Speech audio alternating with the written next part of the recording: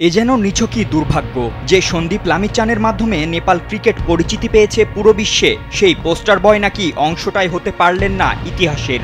নিজেরই কাণ্ডজ্ঞানহীনতায় হারিয়েছেন ঐতিহাসিক দলটার একজন হওয়ার সুযোগ।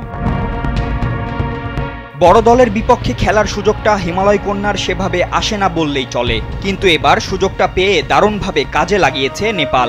দুইবারের বিশ্ব চ্যাম্পিয়ন আর মারকুটে ব্যাটিংয়ে সেরা দল ওয়েস্ট ইন্ডিজকে 2-1 ব্যবধানে টি-20 সিরিজ হারিয়ে ইতিহাস গড়েছে আইসিসির এই সহযোগী দেশটি। কিন্তু এই ইতিহাসের অংশটাই হতে পারেননি লামিচানে। স্কোয়াডে থাকলেও অদ্ভুত এক কারণে কোনো ম্যাচের একাদশেই রাখা হয়নি তাকে। অনেকের ধারণা ছিল মাঠের বাইরের একাধিক সমালোচনা কিংবা ইনজুরির কারণেই খেলানো হয়নি তাকে, কিন্তু এসব কোনোটিই নয়, বরং তাকে খেলানো হয়নি তার আচরণের কারণে।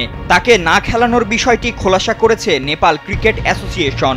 তারা জানিয়েছে, প্রথম ম্যাচের ঠিক 15 মিনিট আগে সন্দীপ নিজে থেকেই সরে দাঁড়ান, বলেন তিনি খেলতে পারবেন না। আর তারকা লেগ স্পিনারের এমন আচরণের কারণেই পরের 2 ম্যাচও তাকে বরখাস্ত করা হয়।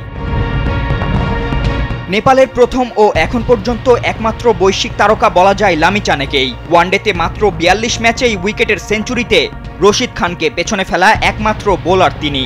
এছাড়া বিশ্বের নানা ফ্র্যাঞ্চাইজি লিগ খেলেও তার রেকর্ড অসাধারণ। যদিও মাঠের বাইরের একাধিক বিতর্কও রয়েছে তাকে ঘিরে। ধর্ষণের অভিযোগে জেলেও যেতে হয়েছিল তাকে, নিষিদ্ধ হয়েছিলেন ক্রিকেট থেকেও, যদিও শেষ পর্যন্ত সেই অভিযোগ প্রমাণিত হয়নি।